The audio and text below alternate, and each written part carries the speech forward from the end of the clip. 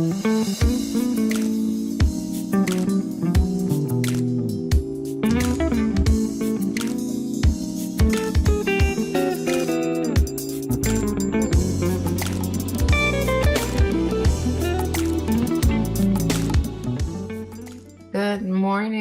morning, everyone, and thank you for being here this Sunday morning with us on our weekly SonRise Project call. I am so happy you're all here and always delighted to be here in a safe space filled with love and compassion and our mutual desire to heal ourselves and our families.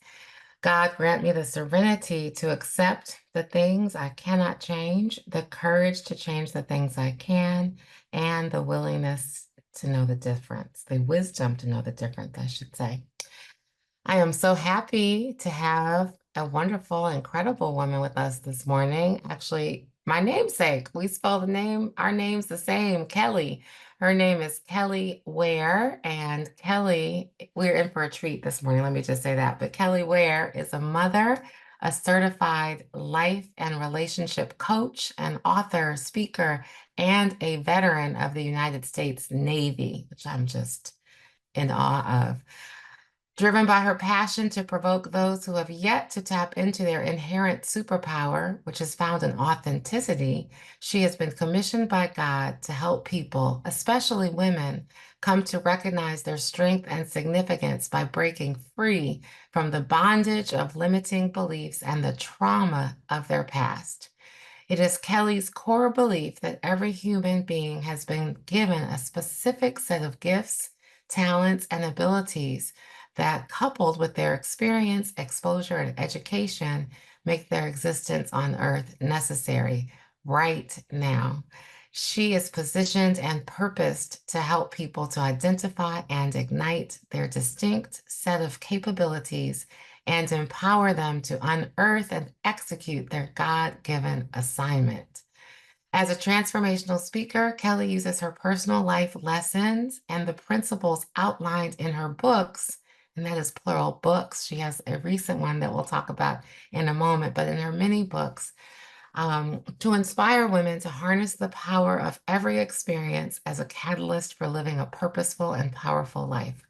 As a life and relationship coach, she seamlessly fuses coaching and concentrated meditation therapy that has proven to be extremely effective in facilitating accelerated results. As I mentioned, Kelli is author of multiple books that have transformed the lives of her readers. Her most recent book is titled Unconventional Grief: Grieving the Loss of a Less Than Perfect Parent. And it is available now, and I will share the link in the chat a little bit later.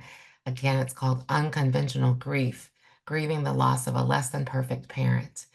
Currently, if that's not enough, she is pursuing her Doctor of Business Administration with a focus on executive coaching from Liberty University.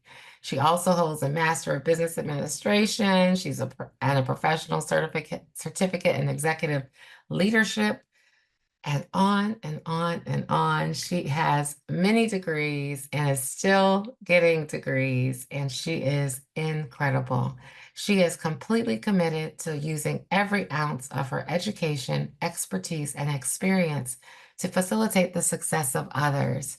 And Kelli shared with me this morning that her greatest joy is the gift of being a mother to her beautiful son, Mr. Christopher Lee Anthony II, who is about to be 21 years old on the 27th of this month. So welcome, Kelli. I'm so happy to have you with us this morning. Thank you for being here. Thank you. It is my distinct pleasure to be here with you and with your audience today. I look forward to this powerful discussion. Yes, absolutely. And I want to start by having you share, your background, um, who you are. Like, who is Kelli Ware? So I am somebody who has been through hell. Mm, I have danced with the devil, baby, and I have mm, made it back. And I consider myself the picture of possibility. Mm, because I do not look like what it is that I have been through. Hailing from the Washington, D.C. area, mm, I went from living in a beautiful home in Fort Washington, Maryland, to finding myself in the middle of the hood, right behind Berry Farms. Okay.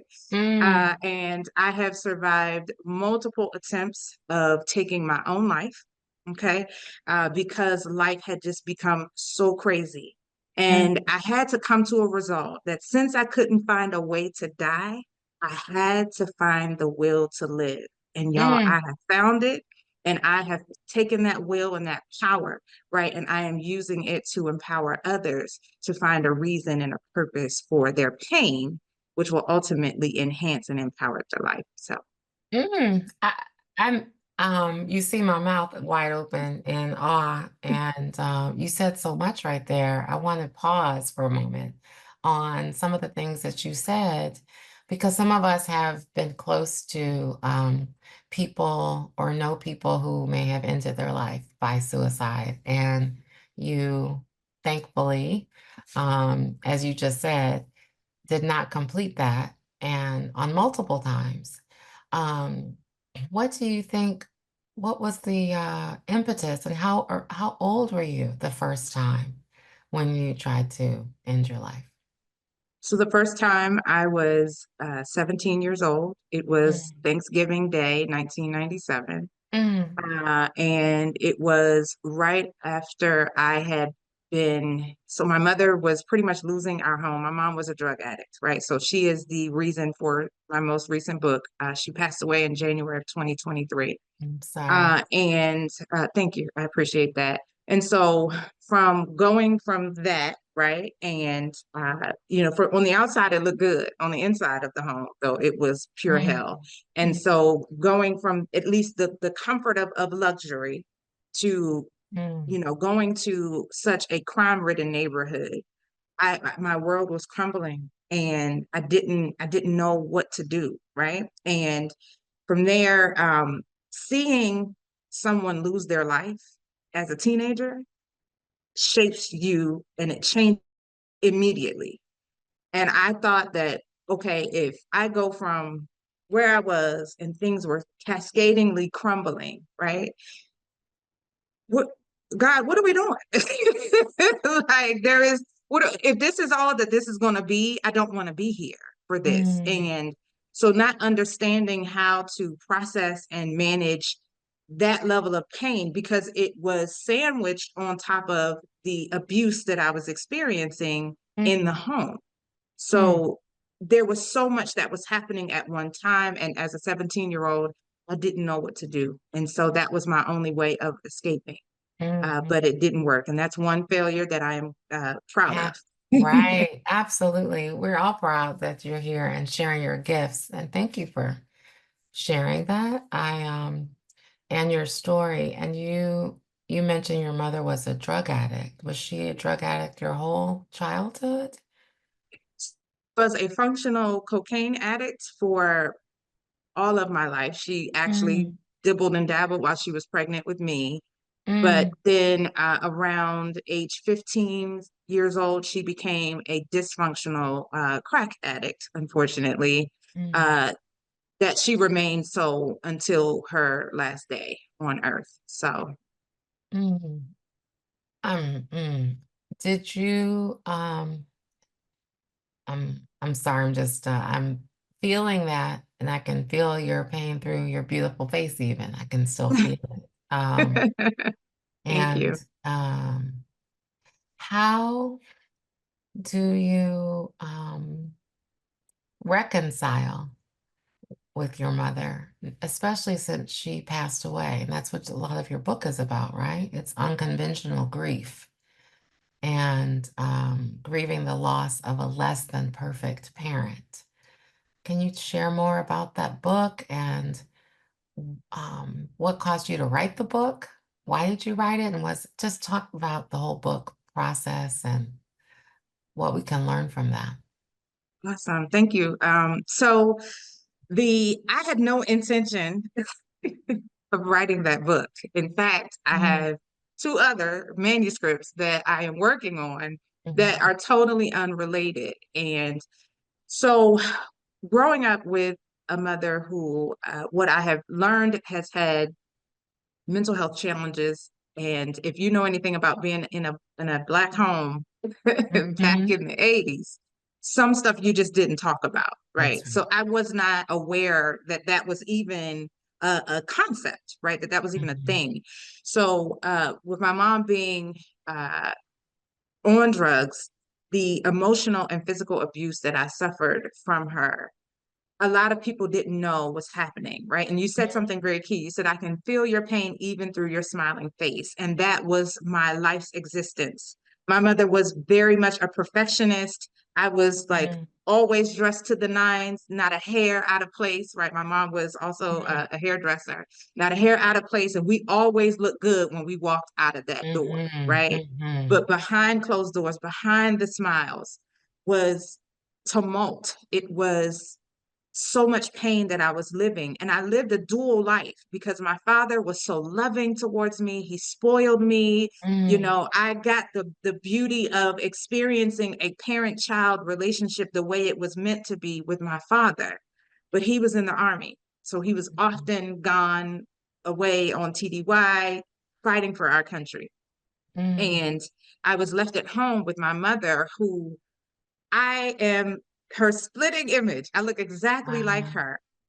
But the reason why I live today is because my father said, I will come back to you as long as you save my baby. Like, don't abort my baby. Right. So I was a picture of a lot of pain for my mother. And I ended up receiving the brunt end of that pain. Mhm. So the book came out Can I of, ask you a question about that before you go on about the book? So you're saying your father held you sort of as a carrot to say, I will, as long as you take care of her, I'll come back to you. So it wasn't like, right. I love you and I'm coming back to you. I'm coming back to you as mom, as my partner, only because of our daughter.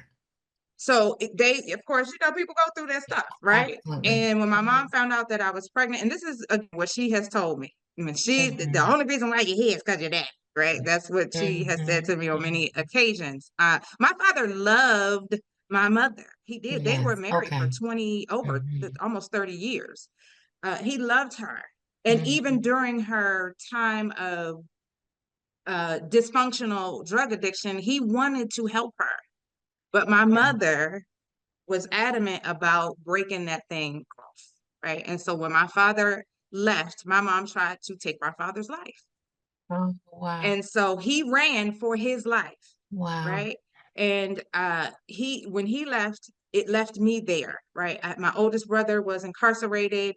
My brother, my middle brother, who is older than me because I'm the youngest and the only girl, he was old enough to be out and gone. And he actually was living with my grandmother at the time. So it was just myself and my mother in the Mm, home. And so mm, I was raised to always honor your mother and your father. This is what right. my dad would say to me. So the thought of defending myself against my mother was foreign to me. I was scared Mm, to do it because I was scared mm, that God was going to be mad at me, but I mm. didn't understand why is this happening? Like you know, you understand what I'm saying? And so Yes, there I was a do. conundrum there. And I Mhm. had finally reached a breaking point where it was either her or me. Okay. Wow. Yeah, yeah. And so that's how I ended up, you know, a homeless teenager for a good little while. And then my best friend and her family allowed me to move in with them. And they, again, lived in Southeast DC. So um, I had How old were you when you left home? 16. I Wow. was 16 years old when I left home. 16 when I left home, but I got a Mm, job mm. working at Nordstrom, was in high school as a high school student, still graduated on time, still Wow. graduated on the honor roll, just barely, but on the honor roll. Mm, And amazing. so all of this was happening at 16, 17, 18 years old. And so I had in my adult life come to grips with what happened to me. I had finally gotten to a place where I had gotten over the life that I thought I should have. Y'all, I had my life Mhm. planned out. I was supposed to go to Spelman. I was Yeah. supposed to pledge Delta Sigma Theta. Like it was mapped out. I had it. The Mhm. vision was there, right? But that didn't happen. And once Mhm. I got over the fact that the life that I planned didn't happen, and I accepted my mother for who she chose to be. And Yes. that's key, who she chose to be. It wasn't because of me. It wasn't because of anything else other than her decisions. I could no longer take on the blame for her Yes. being the way that she was. And once I had accepted all of Yeah. that, I had finally gotten to a place where I could be in the same room with my mother and not feel anxiety and not feel the rage, bubble up in me and me having to suppress and push that Mm-hmm. down. I had finally Mm-hmm. gotten to that place. And I was like, okay, right? Mm-hmm. There's some hope here for Yes. her and I to have a healthy relationship. But she never got clean. And with her Oh. never becoming clean, that just was not a possibility. So when my mother passed away, Mm. the grief that I experienced was unexpected because Oh. I had come to terms with this is the life she chose to live, and that's the end result of the life, right? Mm-hmm. That at some point she's going to transition.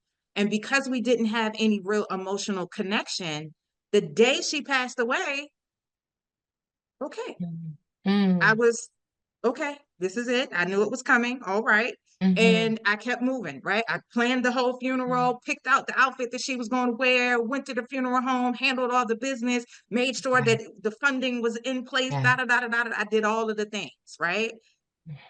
Hadn't shed a tear. Mm.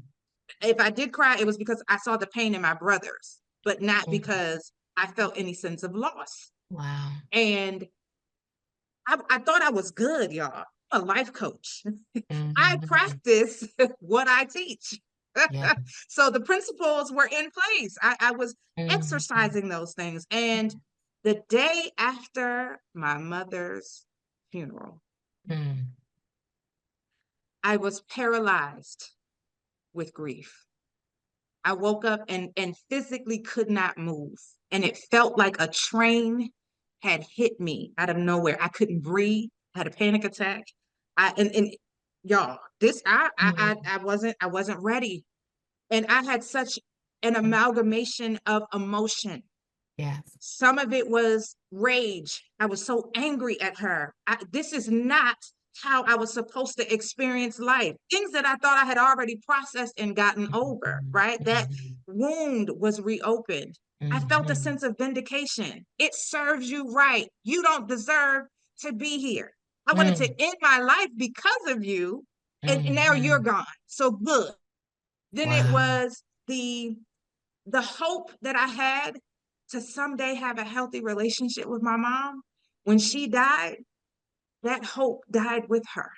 Mm, And so mm, I felt alone, even though she was never really somebody that I yeah. felt close to. I still felt Mhm, alone. I didn't mhm, understand why a part of me mm, felt dead on the inside when I had no bond with this human.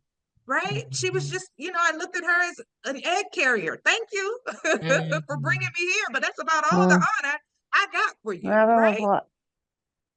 And Yes. so, oh, Mhm. go ahead. Yeah. I'm just going to mute. I heard somebody, I think they didn't realize they were not on mute. No problem. Oh, Keep going. okay. But so that's kind of where I was the day after my mother's funeral. And I couldn't function. I couldn't process what I was feeling. And then I felt guilty for the negative thoughts that I had surrounding my mother's death. This is not who I am. Right. The kind of person that would wish death on somebody, my Right. mother, let Right. alone. And I found myself when I would share with people the judgment that I received for Oh. expressing how I really felt. I didn't want to live, y'all. Mm, I didn't mm, want to live. And so I started writing the book because I felt like I know I'm not the only person that has experienced this in secret, who has right. suffered with this kind of grief in silence. Because I don't Mhm, miss my mother. Don't. And today, right? And I'm okay with saying that today. I don't miss her. We didn't have a healthy relationship when I was mhm, growing up. And as an adult, she wasn't really a part of my life, right? So I don't miss her. But there was still grief that I had to process that was completely outside of the norm. It mhm, defied convention. mm, It was unconventional grief. And so I wrote the book to share my story about how I experienced that, but to also give people permission to grieve in their own way. Yes. There is no cookie cutter, picture perfect way to grieve. And there are emotions that will come up for you. And if your parent wasn't addicted to drugs, maybe they were addicted to alcohol, maybe they were absent, right? As many single parent households as we have in this world today, you have a less than perfect parent if they were not there for you. Mm-hmm. And so, how do you grieve the loss of that person? I also wrote the book for people who are living with that less than perfect parent, right?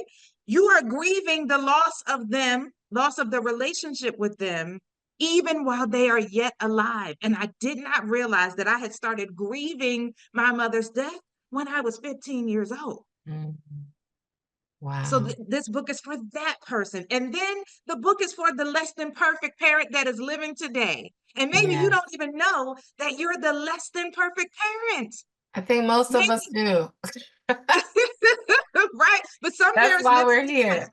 Some parents say, as long as I provided you with food and Yeah, food on true. the table, clothes on your back, and a roof over your head, I was a great parent to you. That's Not true. realizing, right? And not realizing that, yes, that's the bare minimum. That doesn't make you a perfect parent. And so it's a book that will hopefully that those parents will read and realize the error of their ways and then position themselves in humility to go back to their children to try to fix it if they because they can, right? At this point, you're Mm, still alive. There's still an opportunity for you to figure out how to mend the relationship with your mm, children. And so the point of that book is to help those who are grieving and to help those who are living as that person. You still have an opportunity. You have a chance. Even if you don't yeah. have the traditional relationship, you still have the chance to have a positive impact in the lives of your children and to apologize and take accountability and make things. So that's why I wrote the book. Oh, that is so good and so powerful because um that part, like a possibility of recreating a space and a relationship that may be flawed or may have been flawed. I love that. And you're saying the book is not, it's for anybody that wants to recreate a relationship that may have been broken or damaged or less than optimal. Yes. I love Yes. that. You have gone through so much and Thank you. you have such a beautiful light and passion and a gift for helping people.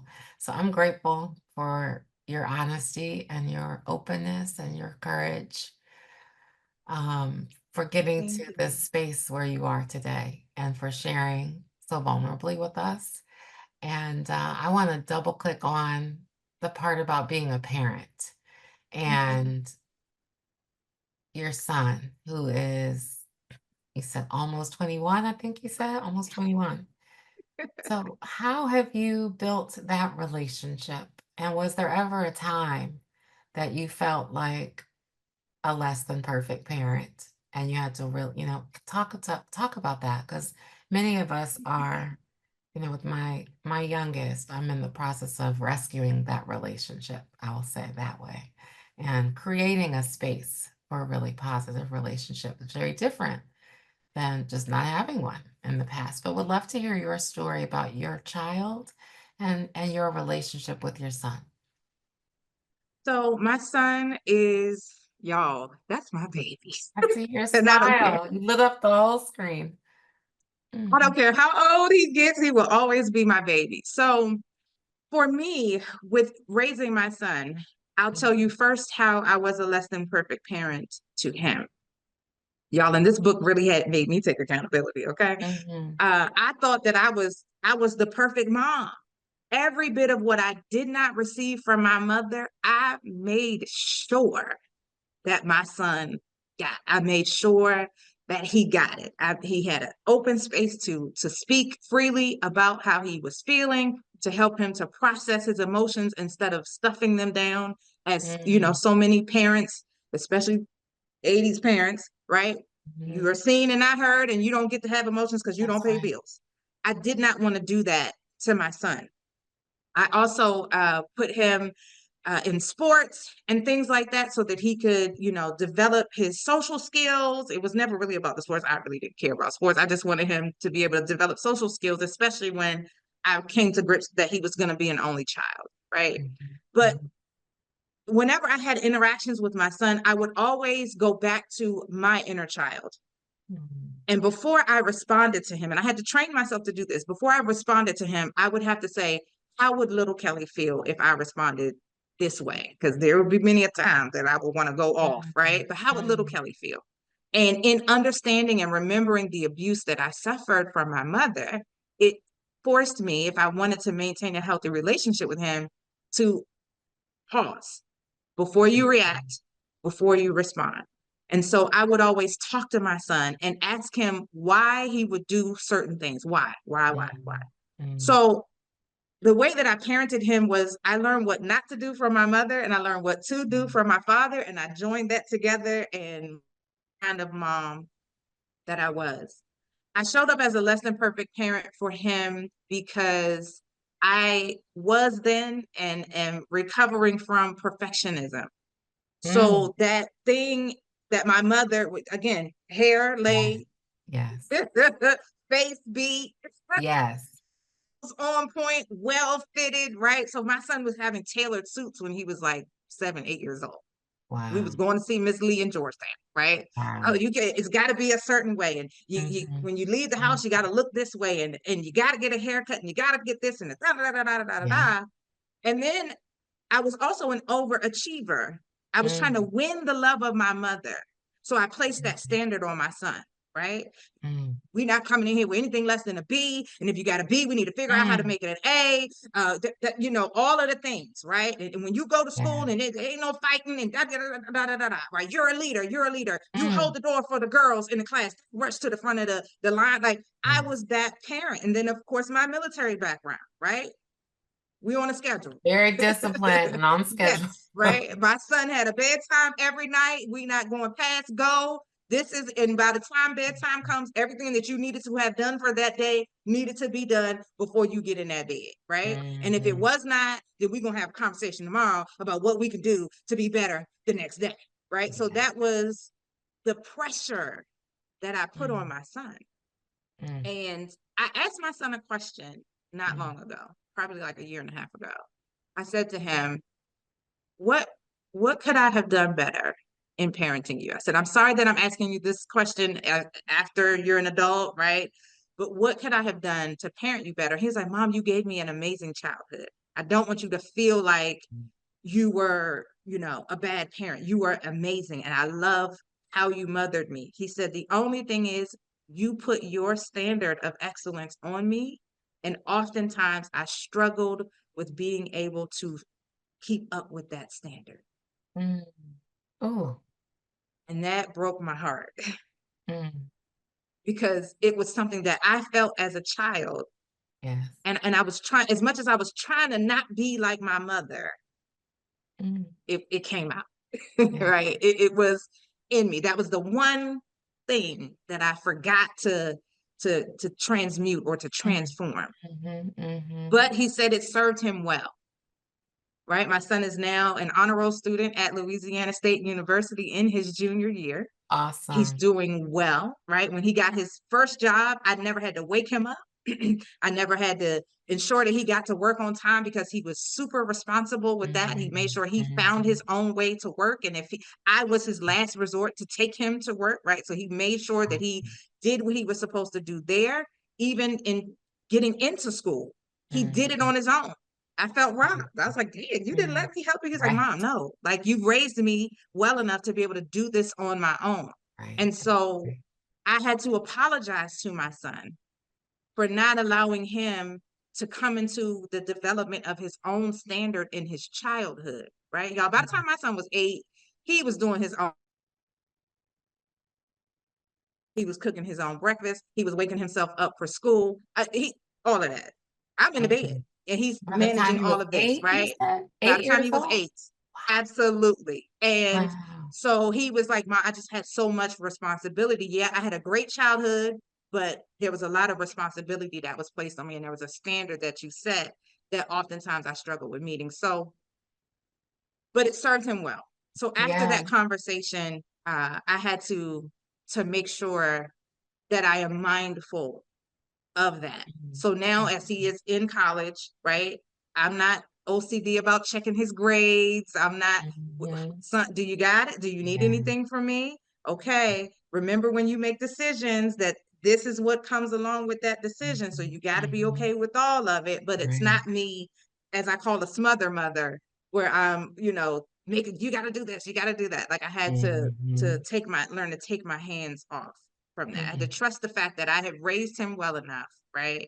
That he could make Mhm. his decisions. And because I'm a believer, the same Holy Mhm. Ghost that carried me through my Yeah. teenage years, which were tumultuous, can absolutely handle and take care of my son. And so Yes. that's kind of how I got to where I am. But Mm. I will say this. Yes. One of the things that I learned this in my divorce, is our children are capable of more than what we give them credit for. And we have to create Yes. space for them to show us and to tell us. So when I was going through my divorce, one of the things I have prided myself on in parenting my son is always talking to him beforehand, right? Always preparing him for what is Mm. to come. So we always had conversations about your dad and I are separating. We both still love you, but I need you to understand that the life that you have known all of your life is Mhm. going to be a little different. Mhm. So what I did was, instead of forcing him to talk to me, I learned to be quiet. Y'all, I'm a talker if you can't tell. Okay. Yeah. I had to I had to learn to be quiet. And Mhm. instead of forcing him to, how are you feeling? What are we doing? Just be quiet. And Mhm. as soon as I Mhm. learned how to be quiet, he came around That's and he right. started talking to me, right? And it Mm. wasn't me feeding him his lines and asking him leading questions. It was him finally feeling safe enough and free enough to Yeah. come to talk to me about what it is that he was feeling, what it is that he was experiencing, and to ask me for advice. So that's the first thing. The second thing is, when we were moving, I selected 3 different locations for Mm. us to live. And I took him to all 3 locations. We talked about what he liked and what he didn't Mhm. like about each location, and I let him pick where our new home would be. And so that was a lesson in leadership for him, right? It was a Wow. lesson in ownership for him. He felt like he was doing something good for mom. He felt like he was protecting mom. And so he took ownership of man of the house without me requiring him to do that. So I didn't put the pressure Wow. on him. You're 12 years old, so you're the man of the house. No, where would you like to live? Right. And so giving him a part of the decision, such a major decision, really boosted his confidence. Mm. It really took our relationship to an entirely new level. Like there was a level of trust there. I started putting other decisions in his path and seeing if he wanted to make those decisions. And then I would really affirm him in making the decision that he made. And it Wow. yielded benefits, y'all, that I am still seeing today. It's almost 10 years That's later. amazing. I mean, choosing where you live, I think I still have a little bit of that old school. It's like, you ain't paying for it, so Right. that's where we gonna live. But I think that's an incredible example of asking for input and genuinely caring about their opinion. Yep. That is powerful. And the first thing you talked about, being quiet and listening, opens up a space for them to really start talking. That's beautiful. Um, Thank you. I'm sorry I cut you off, but that just made me go, oh gosh, we just moved. I didn't provide a choice at all. So so this is your room. This is where we go. He did pick his comforter, the little one, but so that's enough of a choice to me. But anyway, I'm sorry. I love that. And I cut you off. You were about to say something else, I think, as well, with your child, about your child, how you've trained him and how you've given him space to grow. But you planted those seeds, Kelly. That's what you did. You planted seeds. So now that he's off at LSU, he's making such great choices because you planted the seeds and fertilized the soil so beautifully for all those years. So he's blooming. Yeah. Yes, thank you. And that's the thing, right? Like when you are as a Mm, parent, you're not going to be perfect. that's right. And the way that you are expressing love is not always the way that they interpret love. Mm, And yes. we get this mixed up, and this happens in romantic relationships as well as parent-child relationships and friend relationships, platonic relationships. We think that what we're giving, because our intention is to love, right? So I'm giving you this, I'm Mhm, doing this for you. And that's not how that person interprets love. And so mhm, you're doing it for naught, right. right? And so I had to learn how my son interpreted love and then tailor my actions towards him Mm, to mimic that, to mirror that. So my son does not like a whole lot of forced conversation. He's very quiet.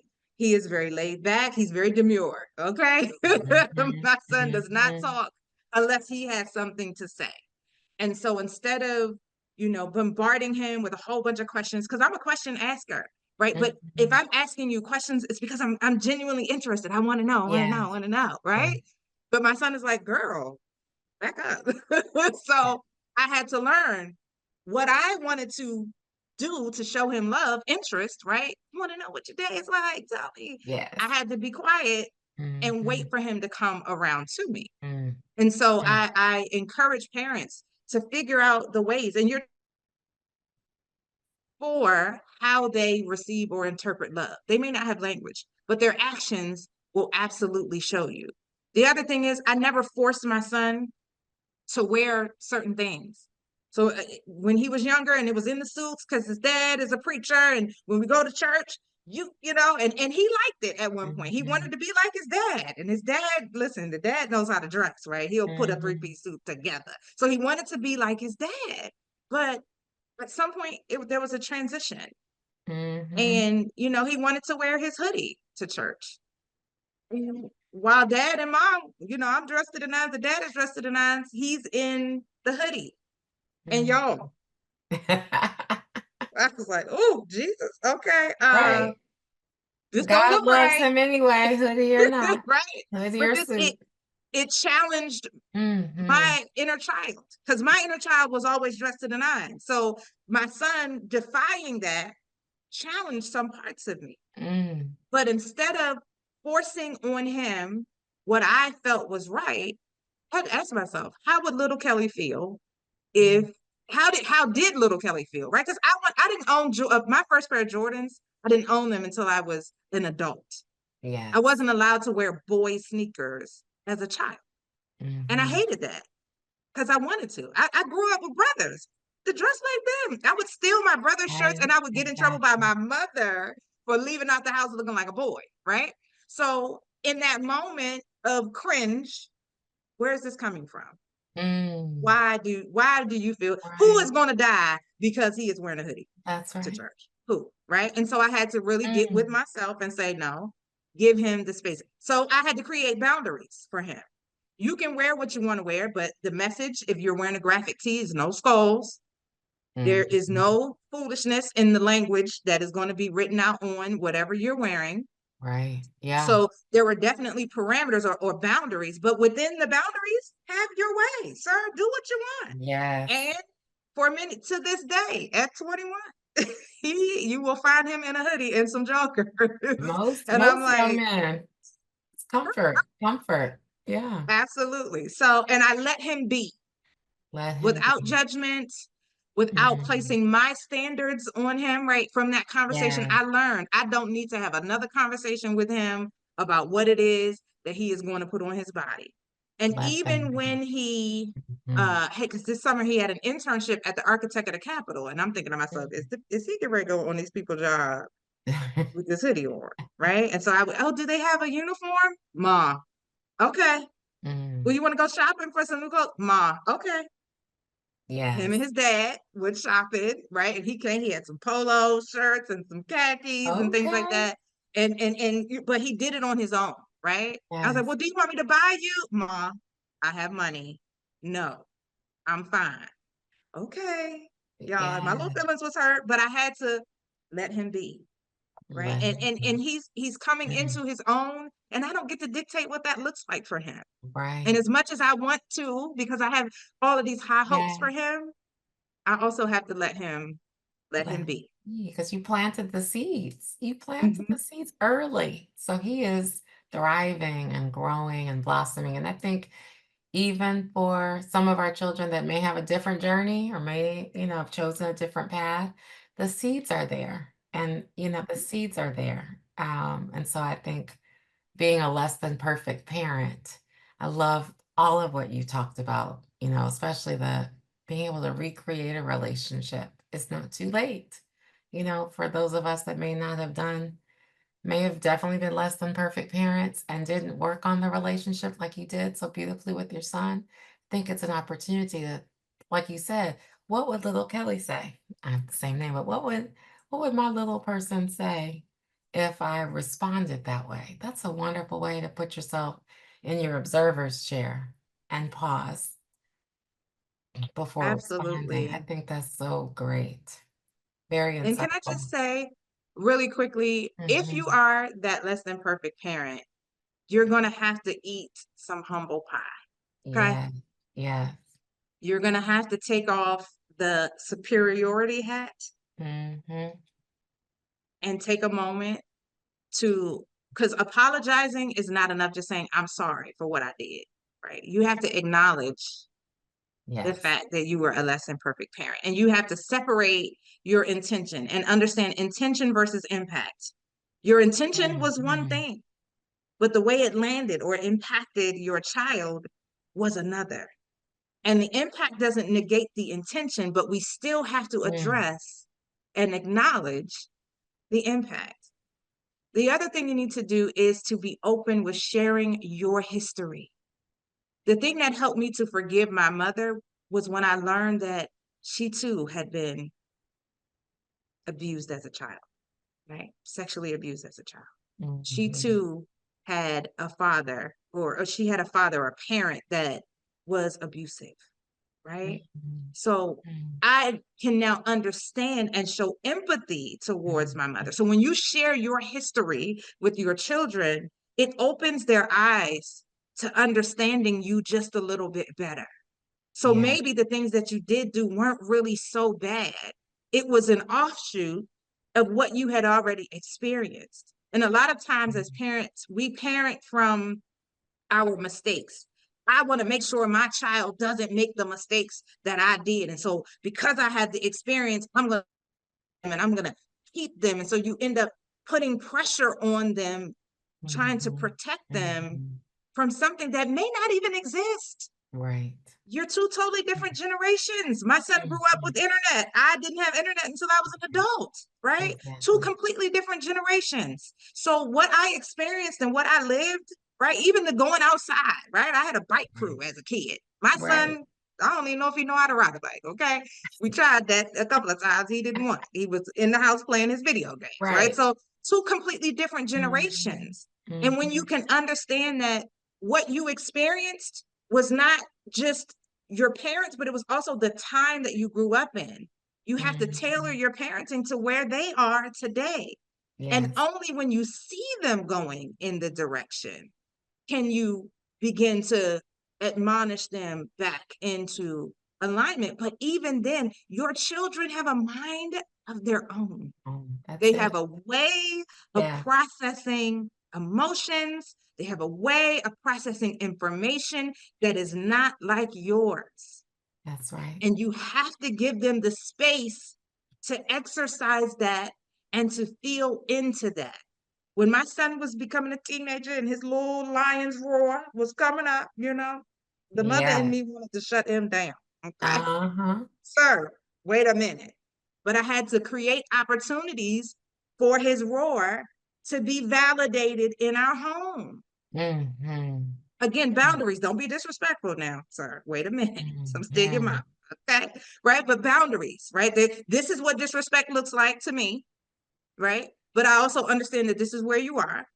So creating ways to nurture the roar so that he Because when they become adults, right, and adults who have never had an opportunity to nurture their roar in childhood, their roar is really loud and it can be scary when they become an adult if they've never had an opportunity to really That's lean it. into it. Yes.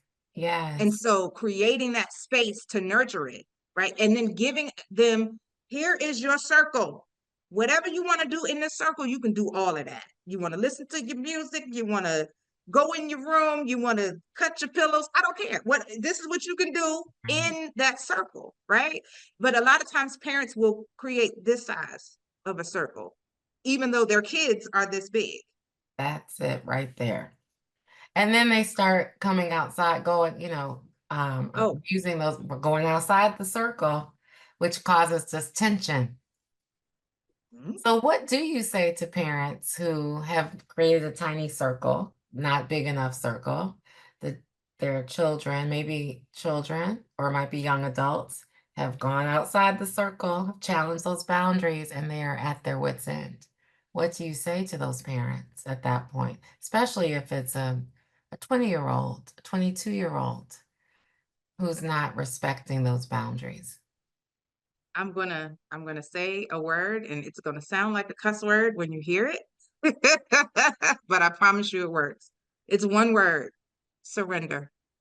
Mm, yeah. Surrender. Why are those boundaries there? Right? Mhm, Let's get into, you created this circle, right? mhm, Why is the circle this size? What's contributing to the size of the circle?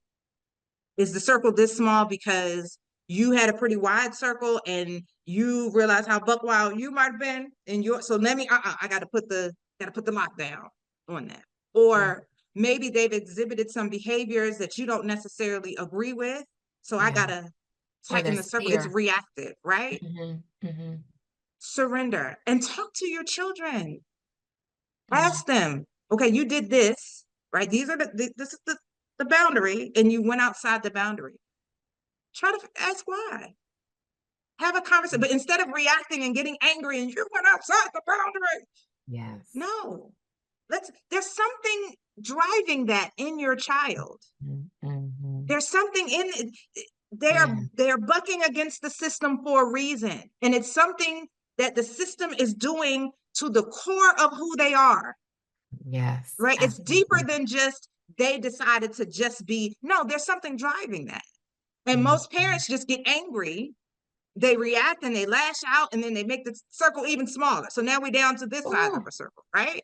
that was Well, what you're nice. doing is you're suffocating your child Mm, and you are really squeezing the life out of their authenticity. mm, Children in my son's age group and beyond are all about being authentic. And mm, authenticity yeah, does not look like authenticity yesterday. Does not.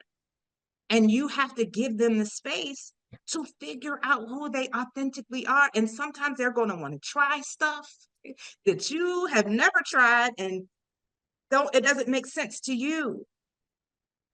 But as long as you are there, right, to catch them when they fall, children who know that they have a parent that they can fall back on are the children that will always come back, right? But you mhm, have to give absolutely. them the space to be. And they're trying to figure it out. They're trying to figure it out. Do Mm, you trust the seeds, as you have said so wonderfully, Kelli? Do you trust the mhm, seeds that you have mm, put into them? But a lot of times you'll plant a seed and then you overwater it, correct. right? And what happens when you overwater a seed? You drown it out. Uh-huh.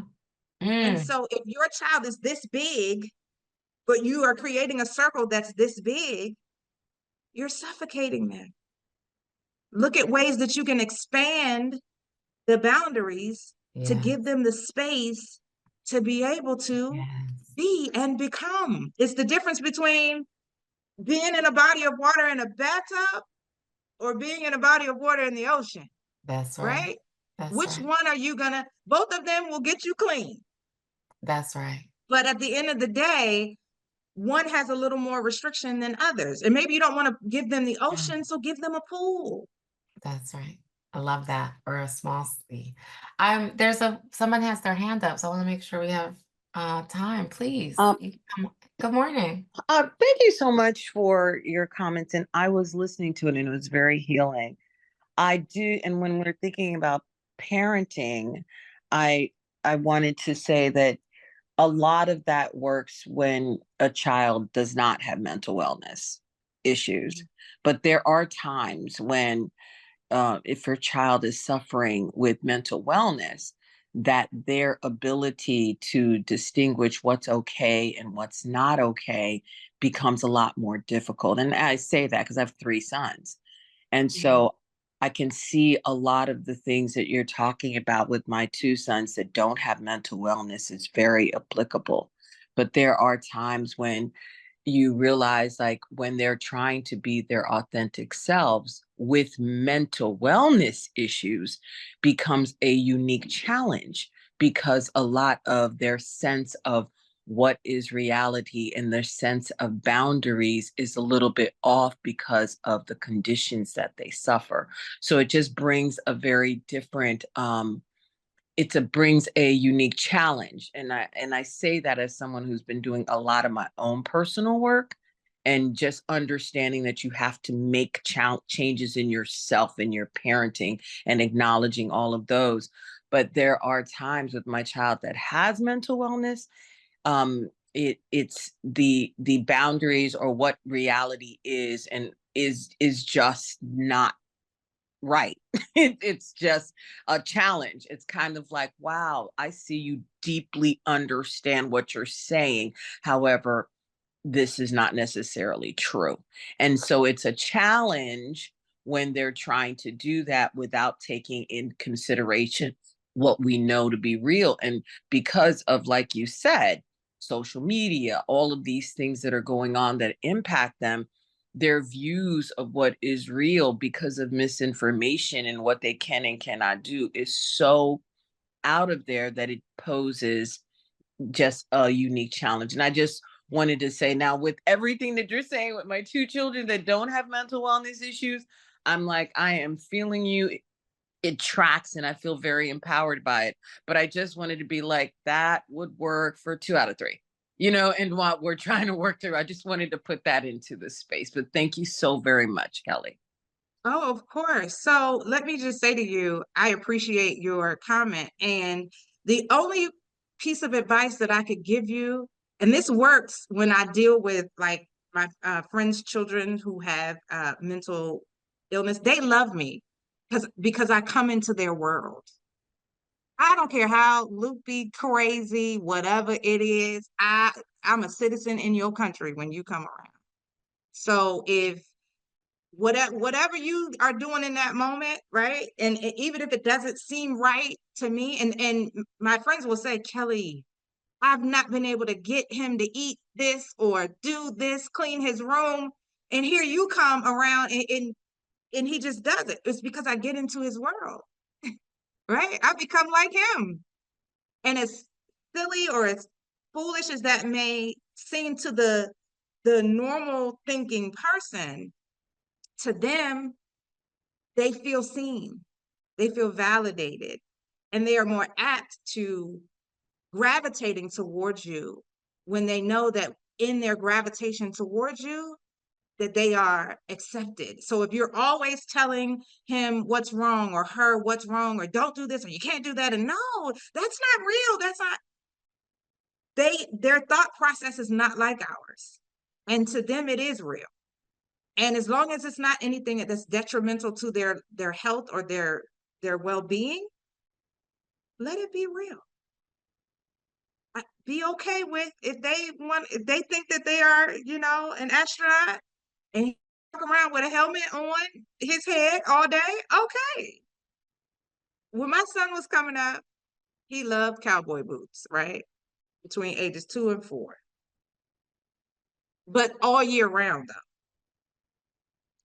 It's 99 degrees outside. Why do you want these cowboy boots? I love Right? it. And it Mhm. didn't matter what he was wearing. He could have on shorts. He was going to have his cowboy boots on. In his mind, those are the best shoes in the world, right? Yes. Tell him that they're not. Okay, well, listen, if you want to be out here looking crazy in your cowboy boots in 99-degree weather, come on, boo. Because what you're not going to do is stop me from, I got to go to the store, I got to go do this, I got to go, and you got to come with me. So get the cowboy boots and let's go. That's not a fight or an argument that I wanted to have. And I went right into his world. And then I got myself a pair of cowboy boots. I had some gold ones. Love it. Sure Yeah. did. Now, and my feet was hot as heck, right? But it didn't matter because I validated and affirmed his expression of himself. And then I participated. I went into his world. And not long after that, he didn't want the cowboy boots anymore.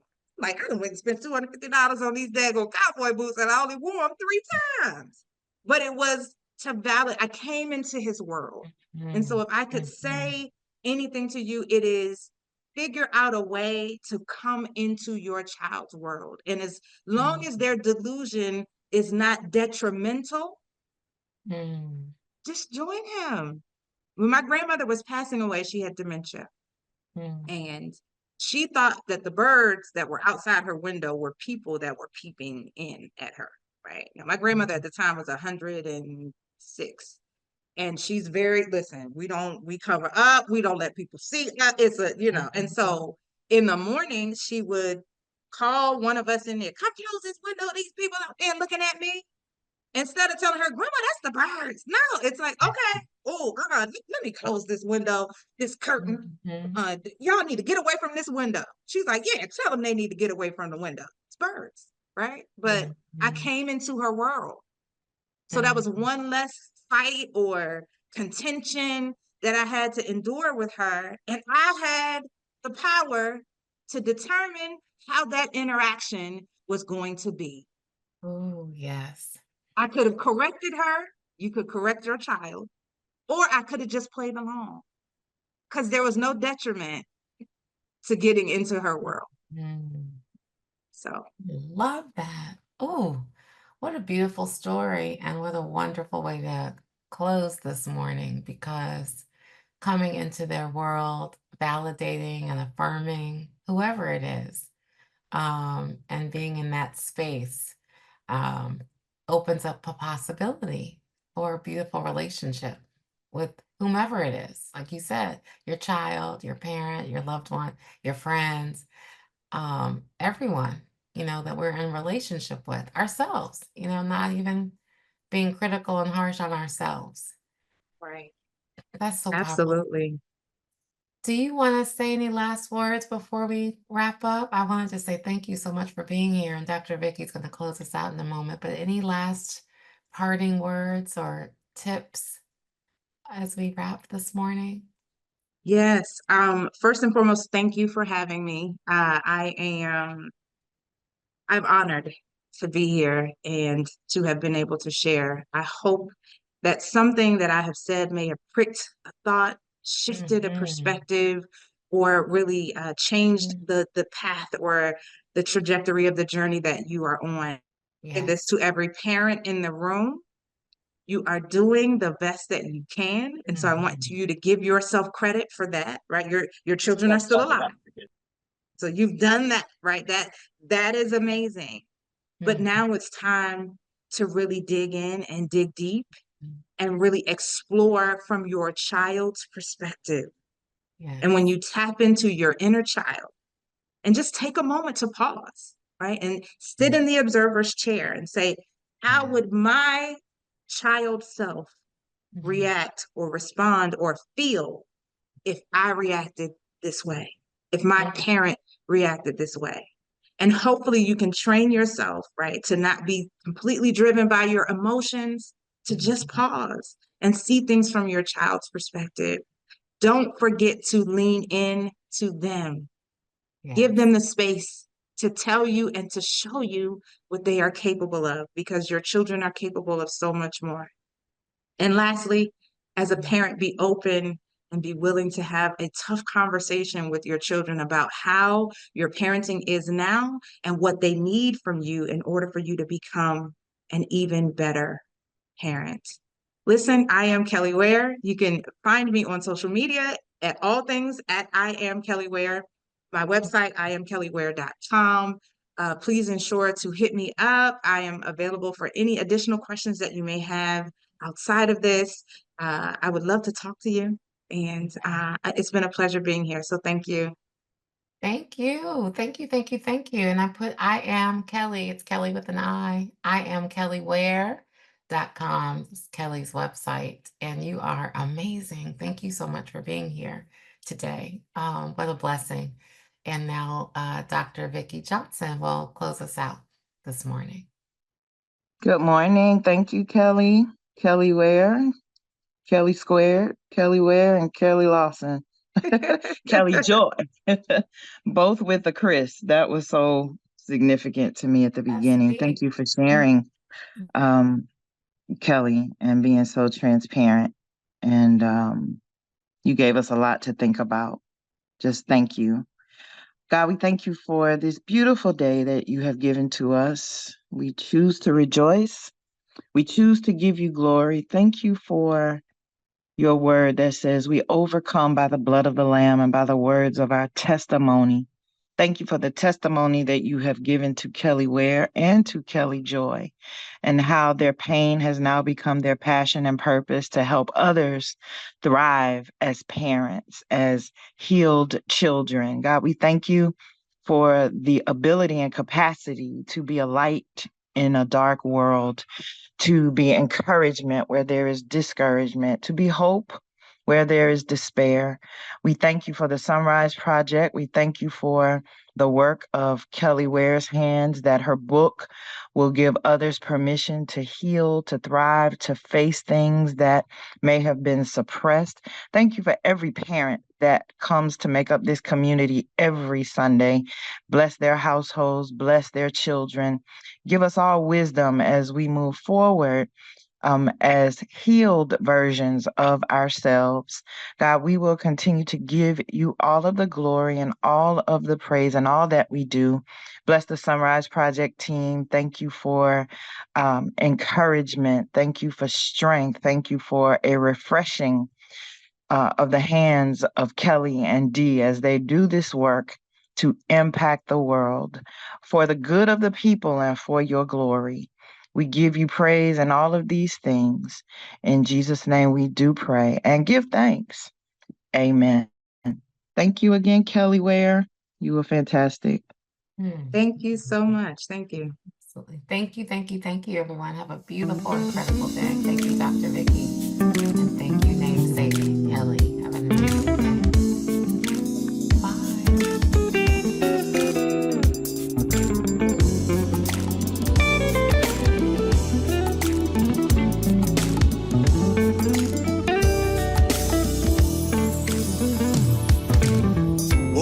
This morning, sun was shining, looked out my window, saw my good day coming. It's been some time since my good day's been on my mind. I hope it's here to stay, I don't need another yesterday. My good day helps me sing a different song.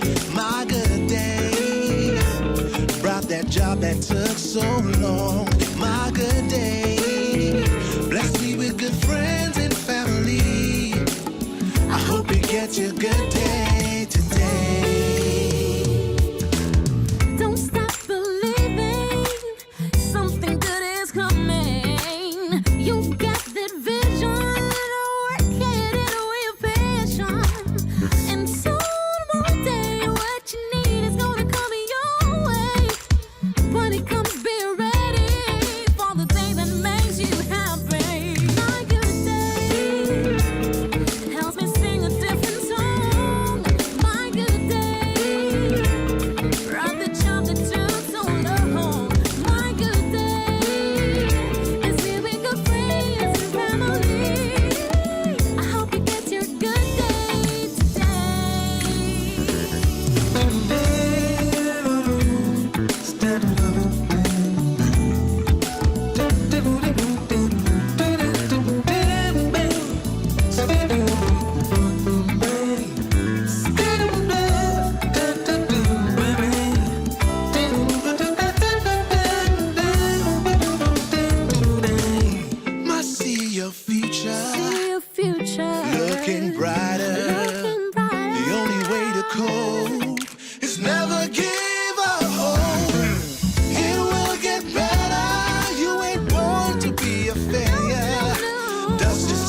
often say